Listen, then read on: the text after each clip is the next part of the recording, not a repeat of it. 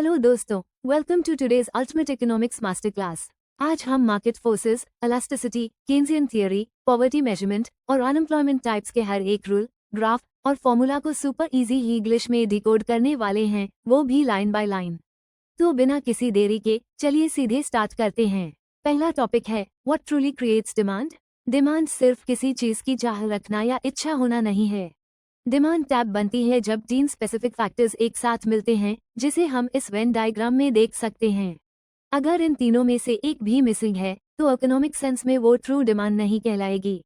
आइए इन तीनों फैक्टर्स को एक एक करके समझाते हैं। यूटिलिटी, सैटिस्फैक्शन, इसका मतलब है वो सैटिस्फैक्शन या यूजफुलनेस जो एक कंज्यूमर को प्रोडक्ट से मिलती है। हम चीजें इसलिए खरीदते हैं क्योंकि वो हमें एक तरह का सुकून, पीस देती हैं या हमारी जरूरत को पूरा करती हैं। फॉर एग्जाम्पल, अगर कोई थरारेक्स, मर्सिडीज या रोलेक्स खरीदता है तो इसके पीछे सबसे बड़ा फैक्टर है उससे मिलने वाली यूटिलिटी या ओनरशिप का सेटिस्फैक्शन। अफोर्डेबिलिटी, परचेसिंग पावर, आपके पास प्रोडक्ट खरीदने के पैसे होने चाहिए। वैसे तो बहुत से लोगों का मन होगा 10 करोड़ रुपए की विंटेज वॉच लेने का, लेकिन वो ट्रू डिमांड नहीं बनती क्योंकि अक्सर लोगों के पास यूटीएनआई परचेसिंग पावर नहीं होती। डिमांड हमेशा उन्हीं चीजों की बनती है जिसके लिए लोग एक्चुअली पे कर सकते हैं। विलिंगनेस, डिजायर टू बाय, मान लीजिए आपके पास पैसे भी हैं और प्रोडक्ट की यूटिलिटी भी है, लेकिन इस पर्टिकुलर टाइम पर आप वो पैसा खर्च करना चाहते हैं या नहीं, यह डिसाइड करता है आपका विलिंगनेस टू बाय। एग्जाम्पल के लिए, नवरात्रि के वक्त लोगों का फ्रूट्स खरीदने का विलिंगनेस बढ़ जाता है, जिससे उनकी डिमांड सीधे इम्पैक्ट होती है। जब यूटिलिटी, अफोर्डेबिलिटी और विलिंगनेस मिलते हैं तब बनती है true demand. Market mismatch case, presently LPG cylinder के प्राइसेस बढ़ रहे हैं। क्या इसका मतलब ये है कि ज्यादा लोगों ने उस करना शुरू कर दिया? नहीं, डिमांड तो सेम है, लेकिन सप्लाई डिसरप्ट हो गई है जियोपॉलिटिकल इश्यूज की वजह से, जैसे इजराइल ईरान यूएसए वार, जिससे स्ट्रेट ऑफ हॉर्मुज अफेक्ट हुआ है। ये फ्लैट आते हैं हमारे दूसरे टॉपिक पर, the law of diminishing marginal utility. ये लॉ बताता है कि जैसे जैसे हम कंजम्पशन बढ़ते हैं, हमारी सेटिस्फेक्शन कैसे बदलती है। Top principle, additional consumption yields less additional satisfaction, यानी हर अगली यूनिट कंज्यूम करने पर मिलने वाली एक्स्ट्रा सेटिस्फैक्शन कम होती जाती है। द यूटिलिटी स्केल, सेटिस्फैक्शन 3 तरह की हो सकती है, positive utility, neutral, zero utility और negative utility. Warning sign SSC trap, अगर एग्जाम में स्टेटमेंट आए कि marginal utility is only positive, तो याद रखना ये फॉल्स है। मार्जिनल यूटिलिटी जीरो भी हो सकती है और नेगेटिव भी। The pizza example, the first slice, अगर आपने 2 महीने से अपना फेवरेट पिज्जा नहीं खाया तो पहला स्लाइस आपको बहुत ज्यादा हैप्पीनेस, पॉजिटिव यूटिलिटी देगा। द सेकंड, थर्ड स्लाइस, इसमें आप नॉर्मल फील करोगे और फिर आपका पेट भर जाएगा। The fourth slice, A flat, आप इसे मुश्किल से खाओगे, शायद किसी फ्रेंड के कहने पर। The fifth slice, A flat, ये खाना पनिशमेंट जैसा लगेगा। आपको सिक फील हो सकता है या वॉमिट भी हो सकती है, इसे कहते हैं नेगेटिव यूटिलिटी। तीसरा टॉपिक है the law of demand. Demand curve हमेशा इनवर्स रिलेशनशिप, उल्टा रिश्ता दिखाता है प्राइस और क्वांटिटी डिमांडेड के बीच। सॉल्व्ड एग्जांपल, एप्पल्स, जब एप्पल का प्राइस $5 है तो क्वांटिटी डिमांडेड 1 किलोग्राम है। जब प्राइस घट कर $3 होता है तो क्वांटिटी बढ़कर 3 किलोग्राम हो जाती है। जब प्राइस और कम होकर $1 हो जाता है तो क्वांटिटी बढ़कर 5 किलोग्राम हो जाती है। इंपॉर्टेंट नोट, यह लॉ नॉर्मल गुड्स पर अप्लाई होता है नॉर्मल सिचुएशंस में, जहां आपका बजट कांस्टेंट रहता है। चौथा कॉन्सेप्ट है द लॉ ऑफ सप्लाई। ये हम प्रोड्यूसर्स पर्सपेक्टिव, बेचने वाले के नजरिए से देखते हैं। जैसे जैसे प्राइस बढ़ता है, प्रोड्यूसर की सप्लाई करने की इच्छा, विलिंगनेस टू सप्लाई, भी बढ़ती है। क्योंकि हायर प्राइसेस का मतलब है प्रोड्यूसर के लिए हायर पोटेंशियल प्रॉफिट्स। इसका कर्व डायरेक्ट रिलेशनशिप दिखाता है, प्राइस बढ़ेगा तो क्वांटिटी सप्लाइड भी बढ़ेगी। एग्जाम्पल, मान लीजिए आपका एक एप्पल ऑर्चर्ड, सेब का बागान है। अगर मार्केट में एप्पल्स के दाम 100 रुपीज पर केजी से बढ़कर 200 रुपीज पर केजी हो जाते हैं, तो आप अपना प्रॉफिट मैक्सिमाइज करने के लिए जितना हो सके उतने ज्यादा एप्पल सप्लाई करने की कोशिश करोगे।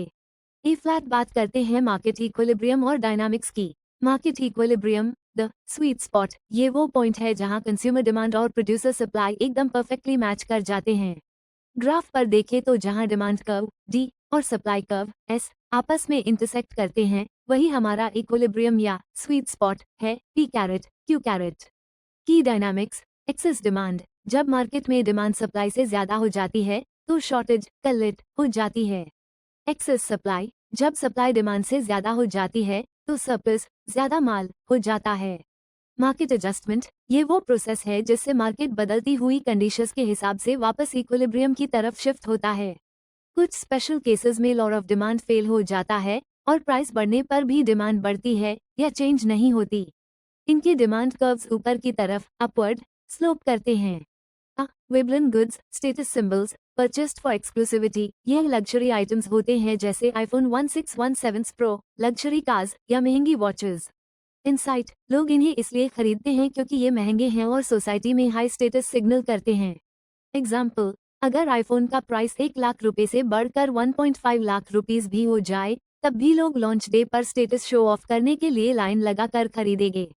B. Giffen goods, basic necessities, purchased because alternatives are too expensive, ये वो एसेंशियल आइटम्स हैं जिनका कोई क्लोज सब्स्टिट्यूट नहीं होता। एग्जाम्पल, टेबल सॉल्ट, अगर नमक का प्राइस 10 रुपीज से 20 रुपीज हो जाए तो आप नमक खाना बैंड नहीं कर सकते और ना ही कम कर सकते हैं क्योंकि ये बेसिक नेसेसिटी है। अगला कॉन्सेप्ट है इलास्टिसिटी। इलास्टिसिटी मेजर करती है कि प्राइस चेंज होने पर डिमांड कितनी रिस्पॉन्स देती है, responsiveness. Formula text, elasticity equals frac प्रतिशत टेक्स्ट चेंज इन डिमांड प्रतिशत text change in price. Inelastic demand stubborn response, metaphor, एक मोटी रस्सी थिक रोप की तरह जो आसानी से स्ट्रेच नहीं होती। डेफिनेशन, प्राइस में बड़ा चेंज आने पर भी डिमांड में लगभग कोई बदलाव नहीं आता। एग्जाम्पल, लाइफ सेविंग ड्रग्स जैसे कैंसर इंजेक्शंस, अगर 500 रुपीज का इंजेक्शन 1.5 लाख रुपीस का भी हो जाए तो पेशेंट के पास उस खरीदने के अलावा कोई ऑप्शन नहीं होता। टेबल साल्ट भी इन इलास्टिक डिमांड का एग्जाम्पल है। B. Elastic demand high stretch response, metaphor, एक रबर बैंड की तरह जो आसानी से खींच जाता है। डेफिनेशन, प्राइस में हल्का सा इंक्रीज आने पर डिमांड में मैसिव ड्रॉप, बड़ी गिरावट आ जाती है। Example, branded soft drinks, Coke, Pepsi, अगर एक ब्रांड अपना प्राइस 40 रुपीज से 50 रुपीज कर दे जबकि दूसरा 40 रुपीज पर ही रहे तो पहले वाले की डिमांड क्रैश हो जाएगी क्योंकि लोग चीपर कंपेटिटर पर स्विच कर लेंगे। अदर एग्जाम्पल्स, बिंगो, टेढ़े मधे, मैड एंगल्स। ये फ्लैट देखते हैं क्रॉस प्राइस इलास्टिसिटी, ये देखता है कि एक प्रोडक्ट का प्राइस दूसरे प्रोडक्ट की डिमांड को कैसे अफेक्ट करता है। Substitutes, products that can replace each other. Logic, coffee का प्राइस बढ़ेगा तो टी की डिमांड बढ़ जाएगी। लोग महंगे ऑप्शन को छोड़कर चीपर ऑल्टरनेटिव पर स्विच कर लेते हैं। B. Complements, products use together. Logic, printer का प्राइस बढ़ेगा तो इनकी डिमांड घट जाएगी। अगर कम लोग प्रिंटर खरीदेंगे तो इनकी रिक्वायरमेंट अपने आप गिर जाएगी। अदर एग्जाम्पल, शूज और सॉक्स। मार्केट स्ट्रक्चर डिसाइड होता है दो चीजों से, सेलर्स कितने हैं और प्रोडक्ट कैसा है, यूनिक या identical. Monopoly characteristics, one seller, unique product. Real world example, national postal service, high entry barrier. Note, जब कोई एक टीचर या एंटिटी पूरे स्टूडेंट बेस को डोमिनेट करती है तो यूज हम मोनोपोली कहते हैं। B. Oligopoly characteristics, few sellers, कुछ ही बड़े sellers, high barriers. Real world example, airline industry, सिर्फ कुछ हाई डोमिनेंट प्लेयर्स हैं। C. Monopolistic competition characteristics, many sellers, differentiated products. Real world example, sneaker brands, Nike, Adidas, etc। सबका purpose same है लेकिन branding और स्टाइल्स अलग अलग हैं। D. Perfect competition characteristics, endless sellers, identical homogeneous products. Real world example, apple orchards, सेब बेचने वाला कोई भी हो, प्रोडक्ट बेसिकली सेम हाई रहता है। केन्जियन थियरी के मुताबिक लॉग असेट्स में इन्वेस्ट करने की बजाय कैश होल्ड क्यों करते हैं? इसके 3 प्राइमरी मोटिव्स हैं। ट्रांजैक्शन मोटिव, डेली एक्सपेंसेस के लिए जैसे बिल्स और ग्रोसरीज पे करने के लिए कैश रखना। B. Precautionary motive, medical emergencies या सडन हरी बीमारी इलनेस के लिए। लोग रात के वक्त इमरजेंसी के लिए घर पर कैश रखना सेफ समझते हैं। C. Speculative motive, better interest rates या मार्केट कंडीशंस का वेट करने के लिए। अगर इंटरेस्ट रेट्स बहुत लो हैं तो लोग कैश पास रखना पसंद करते हैं जिसे लिक्विडिटी ट्रैप कहा जाता है। ये फ्लैट दो इम्पोर्टेंट मैक्रो इकोनॉमिक कर्व्स समझते हैं। फिलिप्स कर्व, ये इन्फ्लेशन, मुद्रास्फीति और अनएम्प्लॉयमेंट बेरोजगारी के बीच इनवर्स रिलेशनशिप दिखाता है। ये समझने में मदद करता है कि प्राइस राइज का जॉबलेसनेस पर क्या असर पड़ता है। बी. लाफर कर्व, यह रिलेशनशिप दिखाता है टैक्स रेट्स और टैक्स रेवेन्यू के बीच। लॉजिक, टैक्स रेट बहुत ज्यादा बढ़ाने से इवेंचुअली टोटल टैक्स कलेक्शन घट जाता है। एक्सप्लेनेशन, अगर आप 10%, 12% या 15% टैक्स लगाते हैं तो रेवेन्यू बढ़ता है। लेकिन अगर आप उस बढ़ते बढ़ते 50-100% की तरफ ले जाएंगे तो लोग टैक्स चोरी करने लगेंगे, अवेशन और गवर्नमेंट का टोटल रेवेन्यू एक्चुअली गिर जाएगा। The market dashboard modern economy in 5 complex interactions पर टिकी है: यूटिलिटी, इलास्टिसिटी, इन्फ्लेशन, टैक्सेशन और कंपटीशन। ये फ्लैट आते हैं एक बहुत इंपॉर्टेंट टॉपिक पर, poverty in India. What is poverty? Poverty सिर्फ पैसे की कमी नहीं है, ये एक ऐसी कंडीशन है जहां एक पर्सन लाइफ की basic necessities, food, water, health, education और हाउसिंग से महरूम रहता है। द फैमिली स्टैंडर्ड: अगर एक फैमिली अपने बच्चों को 2 वक्त का खाना, पढ़ाई और मेडिकल ट्रीटमेंट नहीं दे पा रही है तो उन्हें पॉवर्टी में माना जाता है। Amartya Sen's capability approach: Nobel laureate Amartya Sen ने पॉवर्टी को inability to achieve certain minimum capabilities के रूप में डिफाइन किया है, न कि सिर्फ कम इनकम। डेवलपमेंट का फोकस लोगों की फ्रीडम ऑफ चॉइसेस और वेलबींग को बढ़ाना होना चाहिए। इंडिया इतनी बड़ी इकोनॉमी होने के बावजूद पॉवर्टी एक बड़ा चैलेंज क्यों है? इनइक्वालिटी: इकोनॉमिक ग्रोथ का फायदा सबको बराबर नहीं मिला। पॉवर्टी रूरल एरियाज में ज्यादा है और स्पेसिफिक स्टेट्स में कंसंट्रेटेड है। मेजरमेंट इनसाइट: हम परफॉर्मेंस गेज करने के लिए पर कैपिटा इनकम (पीसीआई) का उस करते हैं। PCI equals GDP. पॉपुलेशन: मान लीजिए इंडिया की इकोनॉमी $5 ट्रिलियन भी बन जाए, तब भी पीसीआई कम रहेगा क्योंकि वो वेल्थ 140 करोड़ लोगों में डिवाइड होती है। इंडिया में पॉवर्टी के 7 मेन कॉजेज हैं: पॉपुलेशन ग्रोथ, रिसोर्सेस पर प्रेशर बढ़ता है, अनएम्प्लॉयमेंट, इनकम घटता है, लो एग्रीकल्चरल प्रोडक्टिविटी, स्मॉल फार्मर्स को अफेक्ट करता है। प्रोडक्टिविटी हर जगह सेम नहीं है, पंजाब, हरियाणा में हाई है पर राजस्थान जैसे स्टेट्स में लो है। Lack of education and skills, employment opportunities कम करता है। Poor health, medical expenses financial condition तोड़ देते हैं। आप तभी काम कर सकते हैं जब आप हेल्दी हों। सोशल इनइक्वालिटी, कास्ट, जेंडर या रीजन के बेसिस पर अपॉर्चुनिटीज में फर्क। इन्फ्लेशन, प्राइस राइज का सबसे बड़ा झटका गरीबों को लगता है। की टेकअवे: पॉवर्टी इन इंडिया एक मल्टी डायमेंशनल इशू है जो इकोनॉमिक, सोशल और पर्सनल फैक्टर्स से इन्फ्लुएंस्ड है। पॉवर्टी 4 टाइप्स की होती है। ए, एब्सोल्यूट पॉवर्टी: जब पर्सन बेसिक नेसेसिटीज भी पूरी ना कर पाए। वर्ल्ड बैंक स्टैंडर्ड के मुताबिक जो लोग $2.15 per day approx ₹200 per day से कम पर जी रहे हैं वो एब्सोल्यूट पॉवर्टी में हैं। बी, रिलेटिव पॉवर्टी, कंपैरिजन पर बेस्ड इकोनॉमिक इनइक्वालिटी। एग्जाम्पल, एक टीचर अपने आप को पुअर फील कर सकता है जब वो अपने कलीग को मर्सिडीज या ऑडी में देखता है। सिटीज में जहां स्लम्स के पास हाई राइजेस बने होते हैं वहां ये कॉमन है। सी, सब्जेक्टिव पॉवर्टी, ये पर्सन के अपने परसेप्शन और एक्सपेक्टेशंस पर डिपेंड करता है। एग्जाम्पल, कोई पर्सन जिसके पास लैपटॉप और स्विफ्ट का है वो भी खुद को पूर समझ सकता है क्योंकि उसने इस एज तक बुगाटी या मर्सिडीज लेने का सोचा था। डी, सेकेंडरी पॉवर्टी, ये तब होता है जब लोग पॉवर्टी लाइन के ऊपर कमाते हैं लेकिन बुरी आदतों जैसे अल्कोहल, गैम्बलिंग या टोबैको की वजह से गरीब रहते हैं, या फिर सडन शॉक्स जैसे कोविड-19 की वजह से बिजनेस डिस्ट्रॉय हो जाना। ये फ्लैट देखते हैं measuring poverty in India and the world, Bharat और विश्व में गरीबी का मापन। पॉवर्टी एस्टिमेशन एजेंसी, इंडिया में official poverty estimation NITI Aayog task force करती है। डेटा कलेक्शन एजेंसी, इसके लिए डाटा कलेक्ट करने का काम NSSO, national sample survey office, करता है। वेल एग्जाम अलर्ट, एग्जाम में पूछो जाए कि क्या नीति आयोग एक कॉन्स्टिट्यूशनल बॉडी है तो याद रखना ये एक non constitutional, extra constitutional body है। प्री इंडिपेंडेंस के 3 major historical estimates, Dadabhai Naoroji, the grand old man of India, book, poverty and un British rule in India. Contribution, उन्होंने इंडिया में पॉवर्टी का फर्स्ट एवर एस्टिमेट दिया। Calculation, per capital income 16 rupees से 35 rupees annual estimate की। Concept, उन्होंने minimum living expense calculate करने के लिए प्रिजन मेन्यू कॉस्ट, कैदी के खाने का खर्चा का कॉन्सेप्ट यूज किया।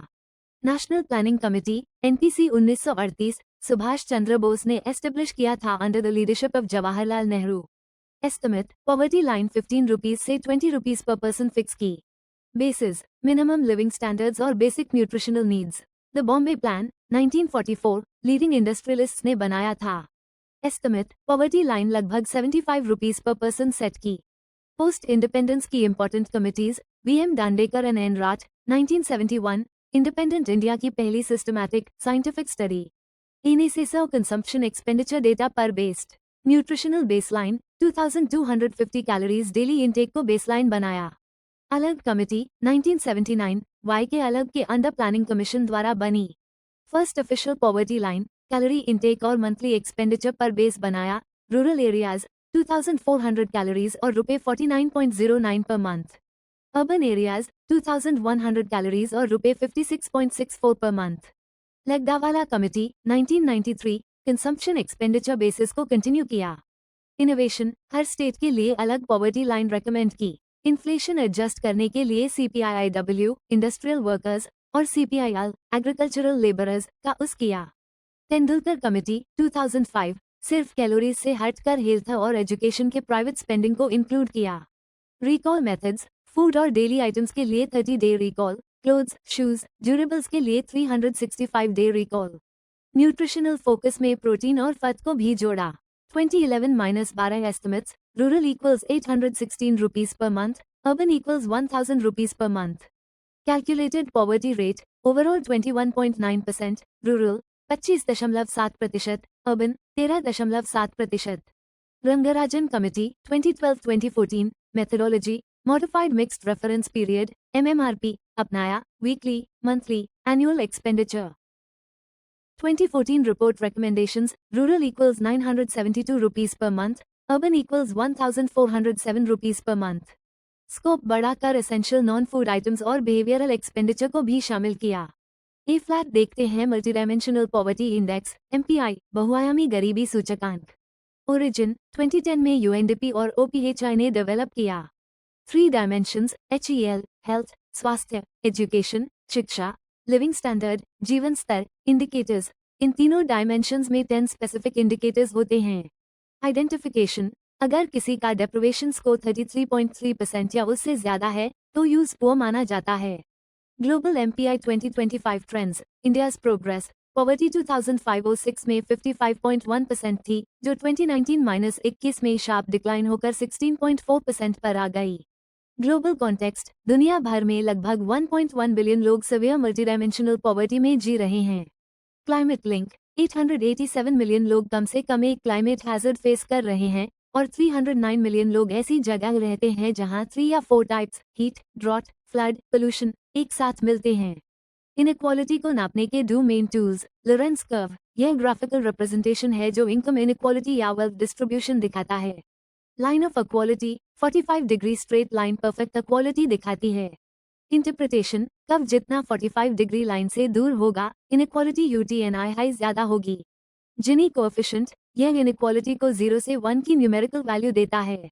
0 इक्वल्स परफेक्ट इक्वालिटी, सब बराबर, 1 इक्वल्स परफेक्ट इनइक्वालिटी, सब कुछ एक के पास। द साइकिल ऑफ पॉवर्टी, बिना external support, education, health, jobs के पुअर फैमिलीज जनरेशंस तक इस ट्रैप में फंसी रहती हैं। Process, family in poverty, right arrow child grows up in poverty, right arrow disadvantaged in education, skills, right arrow struggles to get a job, right arrow fails to escape the cycle. Adverse shocks, बीमारी, job loss, divorce या displacement जैसे events stable families को भी severe poverty में धकेल देते हैं। Childhood impact, बचपन में malnutrition और stress से mental growth और future opportunities पर negative impact पड़ता है। Poverty eradication strategies, FCM model, journal PLOS के रिसर्च पर बेस्ड साइंटिफिक अप्रोच कहता है कि पॉवर्टी पर एक साथ मल्टीपल फ्रंट्स पर अटैक करना होगा। कम्युनिटी बेस्ड इंस्टीट्यूशंस के जरिए स्मॉल लोन्स देना, हेल्थ और एजुकेशन से कैपेबिलिटीज बढ़ाना, लाइवलीहुड्स डाइवर्सिफाई करना और रूरल प्रोडक्ट्स को मार्केट से जोड़ना। स्कीम्स का transparent implementation, government initiatives, decentralisation, budget 2026-27, local governments और रूरल इंस्टीट्यूशंस को ज्यादा पावर और रिसोर्सेज देकर पॉवर्टी रिडक्शन को प्रमोट करता है। DNRLM, इसने 10 करोड़ जोड़ वीमेन को सेल्फ हेल्प ग्रुप्स SHGS से जोड़ा है फाइनेंशियल इंडिपेंडेंस के लिए। Universal basic income UBI, government हर सिटीजन को बिना किसी कंडीशन के फिक्स्ड अमाउंट द। सपोर्टर्स कहते हैं परचेसिंग पावर बढ़ेगी और करप्शन कम होगा। क्रिटिक्स कहते हैं इंडिया के लिए बहुत एक्सपेंसिव है, इन्फ्लेशन बढ़ सकता है और लोग काम करने की मोटिवेशन खो सकते हैं। Important alternatives, DBT, direct benefit transfer, bank accounts में सीधे कैश भेजना, e.g. PM के ISAN। CCT, conditional cash transfer, condition पूरी करने पर पैसा मिलना, e.g. बच्चों की पढ़ाई या vaccination.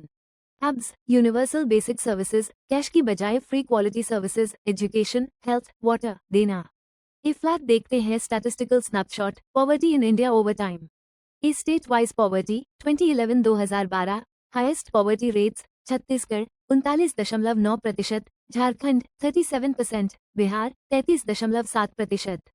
Lowest poverty rates Goa 5.09%, Kerala 7.1%। B overall decline 2004-2005 ratio 407 million poor 37.2% BPL. 2011-2012 ratio 270 million पुआ 21.9% बीपीएल। रेट ऑफ डिक्लाइन 1993-2004 में 0.74% से बढ़कर 2004-2011 में 2.4% हो गई। सी करंट रियलिटी हालांकि 17.1 करोड़ लोग एक्सट्रीम पॉवर्टी से बाहर निकले हैं, लेकिन पॉवर्टी अभी भी रूरल एरियाज, बच्चों, महिलाओं और SC/ST कम्युनिटीज में ज्यादा है। ए फ्लैट आते हैं अनएम्प्लॉयमेंट बेरोजगारी पर। डेफिनेशन डिजायरिंग और एबिलिटी होने के बावजूद काम ना मिलना अनएम्प्लॉयमेंट कहलाएगा। मेजरमेंट एजेंसी इंडिया में इसे officially NSSO national sample survey office measure करता है। एनएसएसओ के 3 primary measurement statuses usual status 365 days पिछले 365 दिनों का वर्क स्टेटस देखता है। Long term chronic unemployment measure करने के लिए उस होता है। अनएम्प्लॉयड टैब माना जाता है अगर साल के मेजर पार्ट में रेगुलर वर्क ना मिला हो। Current weekly status CWS 7 days पिछले 7 दिनों का स्टेटस देखता है। अगर पूरे वीक में 1 घंटा भी काम ना मिला हो तो अनएम्प्लॉयड माना जाता है। शॉर्ट टर्म अनएम्प्लॉयमेंट के लिए बेस्ट है। Current daily status CDS daily हर दिन के एम्प्लॉयमेंट अनएम्प्लॉयमेंट का अलग रिकॉर्ड रखता है। यह अनएम्प्लॉयमेंट मेजर करने का मोस्ट डिटेल्ड, कॉम्प्रहेंसिव और एक्यूरेट मेथड है। अनएम्प्लॉयमेंट 8 मेन टाइप्स की होती है। ओपन अनएम्प्लॉयमेंट लोग विजिबल हैं, काम करना चाहते हैं पर मार्केट में जॉब वैकेंसीज हाई नहीं हैं। B frictional unemployment job change करते वक्त या बेटर अपॉर्चुनिटी ढूंढते वक्त जो शॉर्ट टर्म अनएम्प्लॉयमेंट होती है। फ्रेश ग्रेजुएट्स की पहली जॉब ढूंढना इसमें आता है। इसे हेल्दी इकोनॉमी का नेचुरल पार्ट माना जाता है। सी सीजनल अनएम्प्लॉयमेंट जब सिर्फ स्पेसिफिक सीजन्स में काम मिलता है। एग्रीकल्चर, हार्वेस्टिंग, टूरिज्म या समर आइसक्रीम सेलर्स इसका एग्जाम्पल हैं। डी स्ट्रक्चरल अनएम्प्लॉयमेंट जब वर्कर्स की स्किल्स मार्केट की अवेलेबल जॉब से मैच नहीं करती। यह ऑटोमेशन, टेक चेंज या इंडस्ट्रियल नीड्स बदलने से होता है। E cyclical economic unemployment business cycle की मदी रिसेशन से होने वाली बेरोजगारी। रिसेशन में डिमांड गिरती है और जॉब लॉसेस होते हैं, e.g. 2008 ग्लोबल रिसेशन या कोविड-19। एफ टेक्नोलॉजिकल अनएम्प्लॉयमेंट स्ट्रक्चरल का हाई सब टाइप है जहां AI मशीन्स पुरानी जॉब्स रिप्लेस कर देती हैं।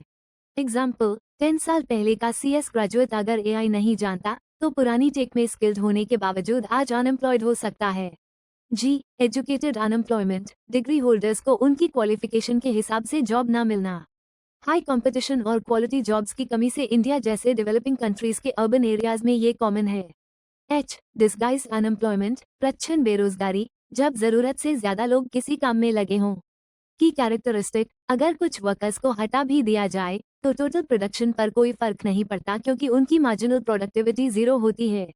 एग्रीकल्चरल सेक्टर में ये सबसे ज्यादा दिखता है। फाइनली देखते हैं classification of workers and sectors. A worker categories main worker जिसे साल में 6 महीने 183 डेज से ज्यादा एम्प्लॉयमेंट मिलती है। मार्जिनल वर्कर जिसे साल में 6 महीने से कम एम्प्लॉयमेंट मिलती है। B organised vs unorganised sector organised sector fixed working hours होते हैं, रेगुलर सैलरी मिलती है, सोशल सिक्योरिटी पेंशन इंश्योरेंस मिलती है, जॉब सिक्योरिटी और ग्रोथ अपॉर्चुनिटीज होती हैं। Unorganised sector no fixed hours unpredictable और लंबे आवर्स, लो और irregular wages, no social security या job security, almost no growth opportunities. And that's a wrap. इस आखिरी लेक्चर के साथ हमारा पूरा इकोनॉमिक्स कोर्स यहीं पे कंप्लीट होता है। सारे लेक्चर्स देखने के लिए प्लेलिस्ट चेक जरूर करें। वीडियो अच्छी लगी हो तो लाइक, शेयर और सब्सक्राइब कर दें। मिलती हैं अगले किसी नए सब्जेक्ट के साथ, तब तक के लिए कीप लर्निंग और कीप